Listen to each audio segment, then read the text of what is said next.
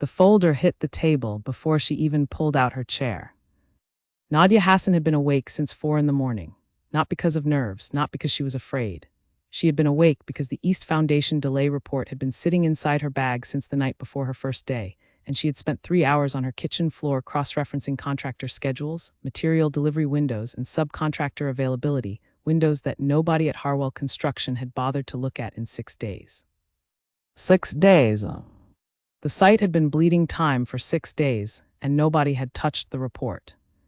She walked through the front doors of the Harwell Regional Office at 7:42 in the morning, 18 minutes before the mandatory team briefing, wearing steel-toed boots that she had owned for 4 years and a hard hat she had carried in from her car. The receptionist at the front desk looked up, looked down, looked up again. Nadia kept walking. The briefing room was already half full. Men in dusty work jackets, men with coffee cups, men who had been doing this job since before she had finished secondary school. She counted 12 of them without meaning to. She was the only woman. She was the youngest person in the room by at least a decade, probably more. She found a seat near the front, not because she wanted to announce herself, but because sitting in the back would have meant craning her neck to see the project schematics on the wall, and she did not have time for that kind of inconvenience. She opened her folder, pulled out her pen, waited. Nobody spoke to her. That was fine. She had not come here to be spoken to. The foreman, Dale Briggs, walked in at 7:59. He was a broad man, the kind of broad that comes from decades of physical work rather than a gym, with a face that the sun had treated unkindly over the years. He had been with Harwell for 22 years. She had read his employee profile in the company file the night before, not because she was nervous. Because she believed in knowing the room before she walked into it. Dale stopped just inside the doorway. He looked at the table. His eyes moved from face to face, the way a man does when he is counting his people, confirming the familiar. Then his eyes landed on her.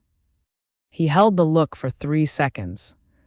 Not aggressive, not welcoming, just assessing, the way you assess an unfamiliar piece of equipment before you decide what to do with it. Then he walked to the head of the table and sat down without saying anything. The other men had been watching. She felt that without turning her head. When Dale said nothing, most of them followed his lead. One of them, a younger guy near the window who had been watching her since she came in, turned back to his coffee. Good, she thought. Back to work. That is exactly where we should be. The briefing began. Dale ran through the day's schedule in a flat, unhurried voice. Crew assignments, equipment checks, safety protocol reminders. He had clearly done this hundreds of times and saw no reason to vary the delivery. She listened carefully and wrote nothing down because she had already mapped the day's schedule from the project file and memorized the key points. When the briefing reached the East Foundation delay, Dale paused. He looked at his notes. Then he said in the same flat voice that the delay was being reviewed and that the regional office had assigned a new supervisor to handle the situation. Nobody looked at her. She noticed that too. He did not say her name. He did not introduce her. He moved on to the next item on the schedule, as if the East Foundation delay were a minor inconvenience rather than an 11-day setback on a project that was already carrying a tight delivery deadline. She wrote one word in her margin. 11. When the briefing ended and the men began filing out, she stayed in her seat.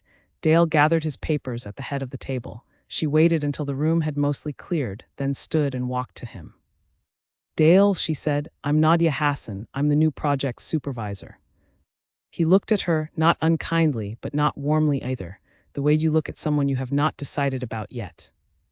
I know who you are, he said. Good, she said. I want to schedule a full site walkthrough this afternoon, 2 o'clock if that works for you.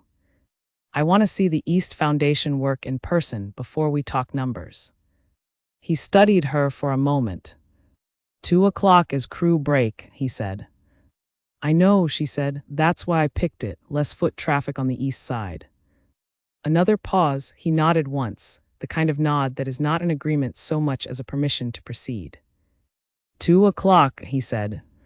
She picked up her folder and walked out. The site itself was everything she had expected from the report, and a few things the report had not mentioned. The East Foundation section was a mess of rescheduled work, half-completed groundwork, and a concrete pour that had been delayed 3 times due to materials rerouting problem that had, in her view, a fairly obvious solution if you were willing to call the supplier's regional coordinator directly rather than going through the standard procurement chain. She walked the perimeter with Dale and two crew leads, asking questions and writing nothing down. She looked at the drainage configuration. She looked at the access road the concrete trucks had been using. She looked at the slope of the surrounding ground and the way the afternoon light hit the eastern wall. Dale watched her without commenting. One of the crew leads, a man named Gary who had the look of someone permanently mildly irritated, tried twice to explain things she had not asked about. She listened politely both times and redirected him to the specific detail she had actually been asking about. By the time they walked back to the site office, she had everything she needed. That night, back on her kitchen floor with a cold cup of tea and 3 highlighters of different colors, she built the remediation plan from the ground up. It was not a complicated plan. It was, in fact, a fairly logical sequence of decisions once you understood where the bottleneck actually was. The problem was not the concrete delay. The concrete delay was a symptom. The real problem was a contractor resequencing issue that had been allowed to run for 6 days because nobody had looked at the original project timeline closely enough to notice that 2 subcontractors had been booked on overlapping schedules. She fixed the overlap on paper in about 40 minutes. The rest of the 2 hours was about calculating the recovery window, reordering the material deliveries, and building a 48-hour compressed schedule that could, if executed properly, recover 11 days of lost time. She checked her numbers 4 times. Then she put the highlighters away, washed her cup, and went to bed. She did not feel proud of herself. She did not feel nervous about the next day. She felt the same thing she always felt when she had done the work properly. Ready. That was the word, just ready. She turned off the kitchen light. Outside, the city was still making its nighttime sounds, traffic and wind, and the distant sound of something mechanical that she could not identify. She stood at the window for a moment, looking at nothing in particular. She had been told more times than she could count, in more rooms than she could remember, that she was in the wrong place. Wrong age, wrong background, wrong everything.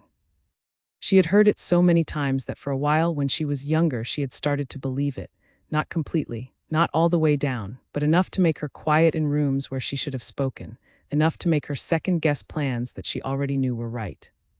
Enough to make her wait for permission that was never coming. She had stopped waiting a while ago. She could not remember the exact moment she stopped. It was not a dramatic moment. There was no single conversation, no single event that had flipped a switch. It was more like water wearing down stone, slow and completely unstoppable. She turned away from the window and went to bed. She had an early morning. She had a site to fix. She had 11 days to recover. She had already figured out how. The only thing left was to show up and do it. Dale Briggs had been watching her since she arrived. She knew that. She was not bothered by it. People always watched, especially in the beginning, in the new rooms, in the places where her presence had not been expected. What mattered was not the watching. What mattered was what happened next. And what happened next was entirely up to her. She closed her eyes. Tomorrow morning she would walk back through those doors with her hard hat and her folder and her steel-toed boots that she had owned for 4 years. She would sit near the front because that was where the schematics were visible. She would listen to the briefing, and she would hold her plan in her head, clean and precise, every number in its place. She was not here to win an argument.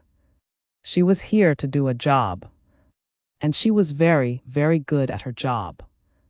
The morning of the second week started the way all of Nadia's mornings started, quietly, efficiently, and about 2 hours earlier than anyone expected. She was at the site by 6:15, before the first crew vehicles had pulled into the lot, before the coffee machine in the site office had been switched on, before Dale Briggs had arrived with his flat voice and his 22 years of decided opinions. She walked the East Foundation section alone in the early light, boots crunching on loose gravel, mentally checking each element of her plan against the physical reality in front of her. Everything held. The drainage rerouting was achievable. The access road was manageable with a minor adjustment to the delivery schedule. The 2 subcontractors whose overlapping bookings had caused the original delay were both, she had confirmed with 2 phone calls the previous afternoon, available to resequence without penalty. The concrete supplier's regional coordinator, a woman named Pat who had answered the phone on the second ring and seemed genuinely pleased that someone had bothered to call her directly, had confirmed that the materials could be redirected within 36 hours. 36 hours. Nadia had built her plan around 48. She had 12 hours of buffer she had not told anyone about yet. She walked back to the site office, poured herself a coffee, and sat down with the daily schedule. By the time the first crew members arrived, she had already updated 3 items on the task list and flagged a safety compliance issue on the west side that had nothing to do with the East Foundation work, but that someone was going to need to address before the end of the week. She flagged it in writing, sent it to the appropriate crew lead, went back to her schedule. Gary, the permanently mildly irritated crew lead, came in at 7 and stopped when he saw her already sitting there. He looked at her the way people look at something unexpected in a familiar space, like a piece of furniture that has been moved 3 inches to the left. "Morning," she said without looking up. He grunted and poured his coffee. The morning briefing ran the same as the first week's briefings. Dale at the head of the table, crew assignments, equipment checks, safety protocols, the East Foundation delay mentioned in passing, given roughly the same weight as a minor weather inconvenience. She said nothing during the briefing. She had learned a long time ago that the first thing a new person in a room often does is talk too much too soon. She had made that mistake herself early in her career, in a project management role she had taken at 24 when she had been so eager to prove herself that she had forgotten that proving yourself is most effectively done through action, not announcement. She did not make that mistake anymore. The briefing ended, people began moving. Dale was gathering his folder when Nadia stood and said his name. He stopped. "The remediation plan for the East Foundation is ready," she said. "I'd like to present it to you and the crew leads this afternoon." He looked at her for a moment. Something shifted in his expression, not hostility, more like recalculation. "We have a full afternoon schedule," he said. "I know," she said. "I've reviewed it. There's a 20-minute window between the concrete inspection and the crew rotation at 2:40. That's enough time." He looked at her for another moment. "Fine," he said, 2:40. She nodded and went back to her desk. 20 minutes later, Gary appeared in the doorway of the small office she had been assigned. It was not much of an office. It had a window that looked out onto a storage area, a desk that wobbled on one leg, and a filing cabinet that had clearly not been opened in several months based on the layer of dust along its top edge. She had cleaned the filing cabinet on day 2. "You've got a plan already," Gary said. He did not sit down. He stood in the doorway with his arms loosely crossed, not aggressive, just occupying the space the way men who are used to being in charge of a space tend to occupy it. "Yes," she said. "You've been here a week." 8 days, she said. "The delay report has been sitting unaddressed for 6 of them. The math wasn't complicated." He looked at her for a moment. She looked back without any expression in particular, not challenging, not deferential, just present. "Okay," he said and walked away. The 2:40 presentation was not in a conference room. It was standing up at the East Foundation section itself, which was exactly where she had wanted it. She had asked Dale that morning if they could do the walkthrough on-site rather than in the office, and he had said yes without asking why, which she appreciated. There were 6 of them, Dale, Gary, 2 other crew leads whose names were Kevin and Pete, a structural consultant named Owen who had been on the project since the beginning, and who had the look of a man who had seen too many remediation plans come and go to be impressed by any of them, and a young site engineer named Callum who was about her age, and who had been quietly professional every time their paths had crossed during the week. She stood with her back to the east wall and talked them through it. No folder, no notes, no slides. She had the numbers in her head, clean and in order, and she gave them in a direct sequence. What the problem actually was, which was not the concrete delay but the subcontractor overlap, what the solution was, which was a resequencing of 2 crews across a 48-hour window, what the materials situation was, which was resolved pending the supplier's confirmation she had already received, and what the expected recovery was, which was 11 days return to the project schedule. She spoke for 4 minutes and 30 seconds. When she finished, there was a silence. Not an uncomfortable silence, a processing silence, the kind of silence that happens when people are running numbers in their heads and finding that the numbers add up. Owen, the structural consultant, was the first one to speak. "You called Pat at the supplier's regional office directly," he said. "Yes," she said. "Most people don't know she exists," he said. I know, she said. Another silence. Dale had not said anything during the presentation. He had stood with his arms at his sides and listened, and she had been aware of him listening, aware of the quality of his attention, which was different from the way he had listened to her before. Before, he had listened the way you listen to someone you are waiting to find a problem with. Now he was listening the way you listen to someone you are trying to keep up with. She noticed that without letting it show on her face. The 48-hour window, Callum said. He had a notebook out, which she respected. That's tight if the crew rotation doesn't go clean. I know, she said. I built 12 hours of buffer into the schedule. If the rotation runs late, we absorb it. If it runs on time, we recover the project ahead of my stated target. Callum looked at his notebook, looked up. That's good, he said. That's actually really good. Dale looked at Callum, then looked back at her. She waited. The waiting was important. She had learned that too. After you give the plan, you wait. You do not rush to fill the silence with reassurance. You let the work hold its own weight. Either it does or it does not. It did. Walk me through the subcontractor resequencing, Dale said. She walked him through it. He asked 3 follow-up questions. They were good questions, the kind of questions that come from someone who actually understands what they are looking at. She answered all 3 without hesitation. He nodded once at the end. Not a permission nod this time. An agreement nod.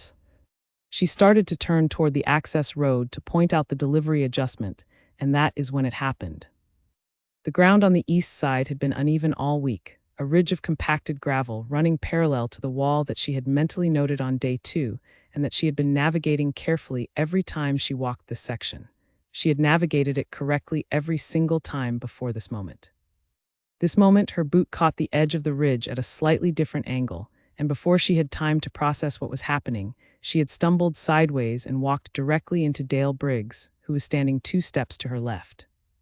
She caught herself on his arm. He caught her by the elbow. For a half-second, they were both equally surprised. She straightened up immediately. The delivery adjustment, she said, without a pause, and pointed toward the access road. Nobody laughed. Kevin might have smiled, she was not certain. She kept talking. But for a fraction of a second, in the space between the stumble and the recovery, she had felt it, that old familiar voice, the one that said, "See, you do not belong here, look at you, stumbling around, making a fool of yourself in front of all of them." She knew that voice very well. She also knew by now that the voice was not telling the truth. She kept her eyes on the access road. She finished the walkthrough. She answered 2 more questions from Owen about the drainage rerouting, and she answered them correctly. At the end, Dale said, "We'll start the resequencing tomorrow morning." That was all. She walked back to her office with the gravel crunching under her boots and the afternoon light throwing long shadows across the site. Tomorrow morning. 11 days back. She sat down at the wobbling desk and opened her schedule. There was work to do. There was always work to do. And that she had come to understand over many years and many rooms and many moments of feeling like she was standing in a place that did not want her, was the only answer that ever actually mattered. Not the stumble, the recovery, not the silence in the room. What she did inside it. She picked up her pen. She started working on the next item on the list. The resequencing began at 6 the following morning. Nadia was already on the east side when the first crew arrived. She had a copy of the compressed schedule in her hand, though she did not need it. She had run the numbers so many times in the preceding days that the sequence was as familiar to her as her own address. She knew which crew went where, and in what order, and exactly how much margin there was between each transition. Kevin, the crew lead for the first rotation, looked at her standing there in the early light and said nothing. He took the revised assignment sheet she held out to him, looked at it, and nodded. 6:30 clear, he said. Should be, she said. Pat confirmed the first delivery at 6:25. If it runs late, we have room. He looked at the sheet again, then he looked at her. You've done this before, he said. It was not quite a question. A version of it, she said. Different project, smaller scale. He nodded and walked to his crew. The delivery arrived at 6:23. 2 minutes early. She added the 2 minutes to her buffer column without making a point of it. The morning ran with the kind of momentum that only happens when every moving part is where it is supposed to be at the time it is supposed to be there. Crews rotated, equipment moved. The concrete pour that had been stalled for days began at 9:40, running 40 minutes ahead of the revised schedule, which was itself already a recovery of the original delay. She walked the site every hour on the hour, not because she was anxious, but because she believed in seeing things with her own eyes rather than waiting for reports.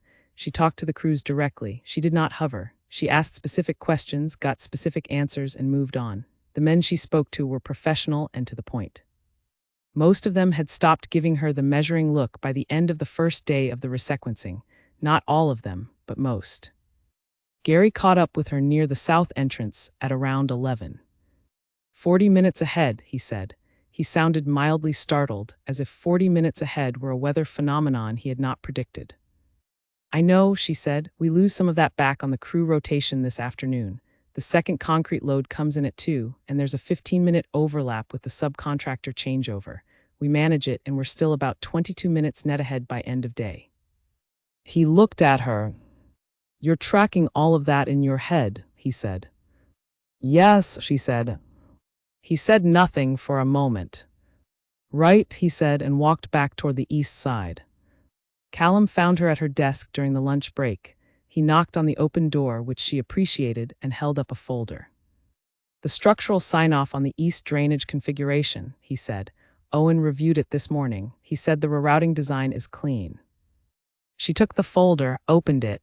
Read Owen's notes. They were brief and precise. He had flagged one minor adjustment to the gradient calculation, a sensible catch, and signed off on everything else. Tell Owen the gradient adjustment is noted, and I'll have the revised calculation to him by end of day, she said. I'll tell him, Callum said. He paused in the doorway. For what it's worth, he said, nobody here has managed a recovery window like this. Not in the time I've been on this project. She looked up from the folder. How long have you been on this project? She said. 7 months, he said. She nodded.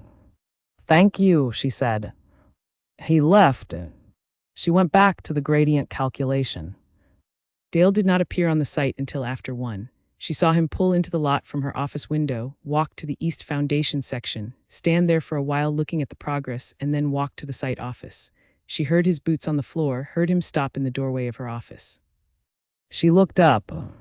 He looked at the whiteboard she had hung on the wall behind her desk, the one she had put up on day 3 with the full recovery timeline mapped out in 3 colors: red for the original delay, blue for the revised schedule, green for the actual daily progress. The green line was ahead of the blue line. He looked at it for a moment. Coffee, he said. It was the first time he had offered her anything. No thank you, she said. I've had enough today. He looked at the whiteboard again. You're 22 minutes ahead, he said. 24 as of 40 minutes ago, she said. He looked at her. She looked back. Good, he said. He walked out. She turned back to the gradient calculation. 24 minutes. It was not pride exactly what she felt. It was something more functional than pride. It was the particular satisfaction of a thing built in private becoming visible in public. The kitchen floor and the highlighters and the cold tea and the 4 checks of the same numbers becoming, in the daylight, something real and moving and measurably correct. She had felt it before. She had learned not to reach for it too hard. The work was not finished. The project was not recovered. 24 minutes was a good number, but numbers change, and the only way to protect a good number is to keep doing the work that produced it. She finished the gradient calculation. Sent it to Callum. Opened the next item on her schedule. The afternoon ran harder than the morning. The second concrete load arrived 7 minutes late, which ate into the buffer she had predicted to Gary. The crew rotation overlapped by 12 minutes instead of 15, which was better than she had projected, but not by enough to fully compensate for the late delivery. She stood at the east side and did the arithmetic in real time, adjusting 2 crew assignments on the spot, routing the overlap through a staging sequence she had held in reserve for exactly this kind of variation. Kevin watched her do it. When the crews were moving again, he said, "You had that ready." "Yes," she said. "Before the problem happened." "Yes," she said. He said nothing for a moment. Then, "Dale's going to be interested to see the end of day numbers." "I know," she said. End of day, 18 minutes net ahead. She had projected 22. She had lost 4 minutes to the late delivery. She had recovered 2 through the staging sequence adjustment. Net result, 18 minutes on day 1 of the resequencing, against an 11-day recovery target, against a 48-hour compressed schedule. She sat in her office after the last crew had signed out and looked at the whiteboard. Red lines, blue line, green line. The green line held.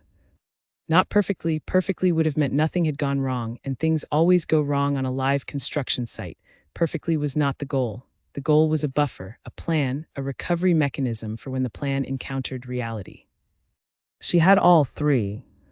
She updated the whiteboard, added the day's numbers, projected the next 40 hours based on the actual performance curve rather than the original estimate. The revised projections showed full recovery by hour 43. 5 hours inside the target. 12 hours inside the buffer. She put the marker down. Outside, the site was quiet, the machinery off, the crews gone, the East Foundation section sitting in the last of the afternoon light looking like what it now was, a problem in the process of being solved. She picked up her bag, put on her jacket, turned off her desk lamp. She walked out through the site, her boots on the gravel, the evening air cooler now, carrying the smell of concrete and turned earth. She stopped for a moment at the east wall and looked at it. Tomorrow, hour 2 of the resequencing, Crew 3 would begin the groundwork prep that had been stalled since week 1. If they ran on schedule, and she believed they would, the following morning would see the first concrete work on this section since the delay began. 11 days coming back. She walked to her car. She had a kitchen floor to get back to, and a highlighter with about 3 colors left in it. The regional director's name was Philip Holt. He had the kind of voice that came with a corner office, smooth and measured, the voice of a man who spent his days reading executive summaries rather than drainage calculations. Nadia had spoken to him exactly once before this moment, a 15-minute introductory call on her first day, during which he had welcomed her to the project in broad, careful terms and said nothing specific enough to be useful. He called on the morning of day 43. She was standing at the East Foundation section, looking at the completed groundwork when her phone rang. "Ms. Hassan," he said, "I'm looking at this morning's progress report." "Good morning," she said. "The East Foundation is back on schedule." "Ahead of it," she said. "As of this morning, we have recovered 11 days and are currently running 4.5 days ahead of the original project timeline." A brief pause. 4.5 days, he said. "Yes," she said. Another pause, longer this time. "I want to understand how this happened," he said. "I've been reading the remediation plan. You filed it on day 9. The recovery started on day 10. "That's correct," she said. "The project had been running the delay for 6 days before you arrived," he said. "Yes," she said. "And you identified the source of the delay in 8 days." "Day 6, she said. "I identified it on day 6. I spent days 7 and 8 building the recovery plan and confirming the logistics with the supplier and the subcontractors." Another pause. "I'd like a full written account," he said. "Methodology, decision sequence, supplier coordination, everything." "I can have it to you by end of week," she said. "End of week is fine," he said. "And Ms. Hassan?" "Yes," she said. "Good work." She put the phone in her jacket pocket and looked at the east wall. "Good work." She had known since the morning of day 10, when she had watched the first crew begin the resequencing, that the plan was working. She had known since the end of day 1, when the numbers had come in at 18 minutes ahead, that the recovery was real. She had tracked every day's progress on the whiteboard in her office, updating it each evening, watching the green line pull steadily ahead of the blue line, accumulating the kind of evidence that does not require commentary because it speaks clearly enough on its own. She had not said anything to anyone about Philip Holt or about the regional office's awareness of the project. She had gone to work each morning, walked the site, run the numbers, adjusted the staging when reality required adjusting, and gone home. She had updated the whiteboard. She had sent Callum the gradient revision and 2 other technical documents that Owen had requested. She had flagged the West Side compliance issue and followed up on it twice until it was resolved. She had done her job. That was the whole of it. Callum was the first person on site to hear about the recovery reaching full completion. She told him because he had been the one, on the afternoon of day 9, to say that nobody on the project had managed a recovery window like this. She thought it was fair to let him know the final number. He looked at the whiteboard for a moment. 4.5 days ahead, he said. Yes, she said. On top of the 11 you recovered. Yes, she said. He looked at her. Can I ask you something? He said. Go ahead, she said. On day 9, he said, when you presented the plan to Dale and the crew leads. Were you nervous? She considered the question. No, she said. Not at all. I was ready, she said. Being ready is different from not being nervous. I knew the plan was correct. I had checked it 4 times. What was there to be nervous about? He thought about that. I think most people would still have been nervous, he said, standing up in front of all of them like that. I know, she said, but the numbers were right, and if the numbers are right, the room doesn't matter. He nodded slowly. She went back to her desk. Dale came in at 2 that afternoon. He stood in the doorway of her office the way he had on day 40, when the green line had first clearly pulled ahead of the blue line on the whiteboard, and he looked at the updated numbers she had written in that morning. Day 43 full recovery, plus 4.5 days. He stood there for a moment. Holt called me, he said. I assumed he would, she said. He wants a project review at the regional office, wants to talk about what happened here. I know, she said. He called me this morning. Dale looked at her. She looked back. There was something different in his expression now. The recalculation that she had first noticed after the day 9 presentation had deepened into something else, something she recognized from the faces of people who had decided, fully and without reservation, that they had been wrong. He did not say that. He would not say that, she knew that. She had no expectation that he would. But it was there. The crew leads want to know if you're staying on, he said, after the project wraps. I don't know yet, she said. I haven't spoken to Holt about it. He nodded. Gary asked specifically, he said. She raised an eyebrow just slightly. Dale almost smiled. I know, he said. I thought it was worth mentioning. He turned and walked out. She looked at the whiteboard.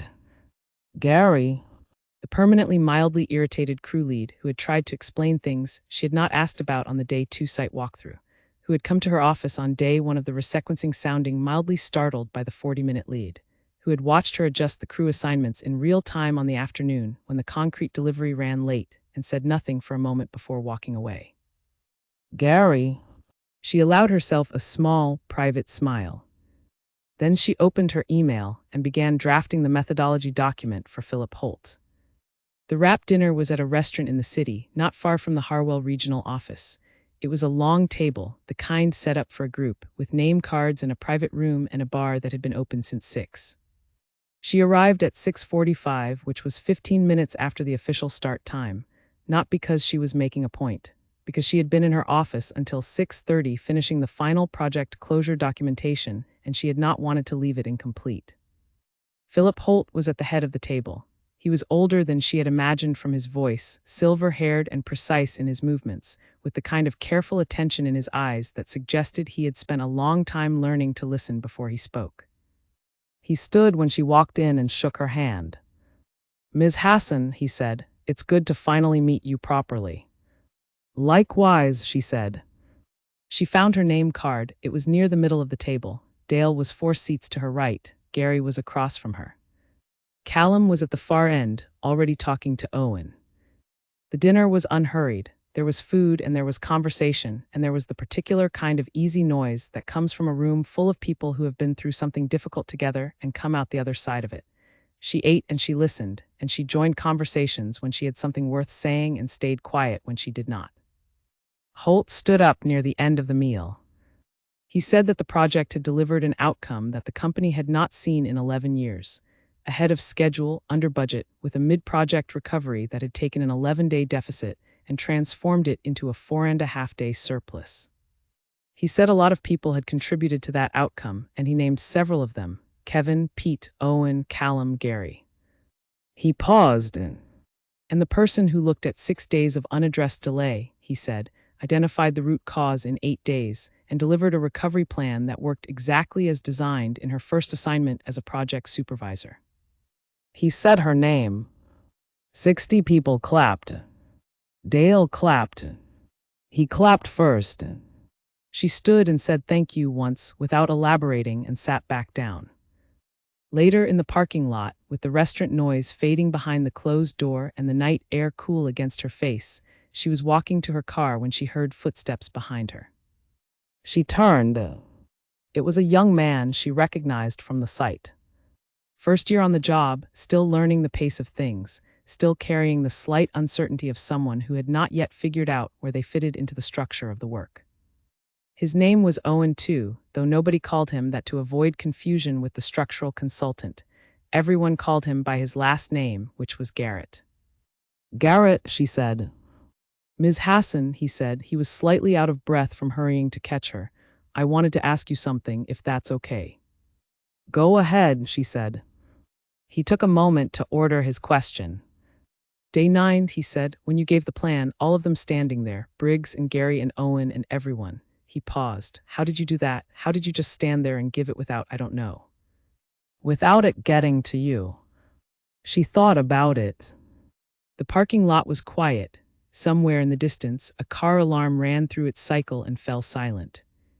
I had done the work, she said. I had checked the numbers 4 times. I knew the plan was right. She paused. When you know the work is right, the room becomes less important. The faces become less important. The only thing that matters is whether the plan is correct, and mine was.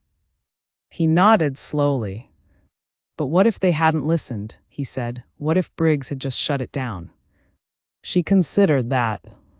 Then I would have documented it, she said, in writing with a copy to the regional office. And the delay would have continued, and eventually someone would have looked at my documentation and understood that I had identified the solution and been prevented from implementing it. She looked at him. That is also a form of being right. It is slower, but it works. He stood there for a moment, processing that. I didn't need him to believe me, she said. I needed to be right. Those are 2 different things. One of them you can control. The other one is up to someone else.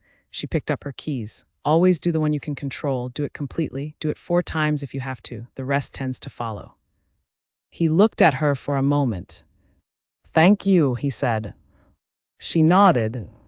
She got in her car. She pulled out of the parking lot onto the empty street and drove. The city moved around her, lit windows and traffic lights, and the particular nighttime version of ordinary life that she had always found calming, evidence that the world was running on its own without requiring anything particular from her in this moment. She drove, and she did not think about the dinner or the clapping or Philip Holt saying her name in front of 60 people. She thought about the kitchen floor. She thought about the cold tea and the 3 highlighters and the drainage configuration and the supplier's regional coordinator, named Pat, who had answered on the second ring. She thought about day 6, when she had first seen the overlap in the subcontractor schedules, and the particular, quiet satisfaction of understanding a problem completely before anyone had asked her to solve it. She thought about Garrett in the parking lot, with his uncertainty and his careful question, and she thought about the first version of herself that had stood in rooms that did not want her and chosen, for a while, to become smaller in them. She had not known then how much she was giving away by doing that. She knew now. She turned onto her street, parked, sat for a moment in the quiet of the car.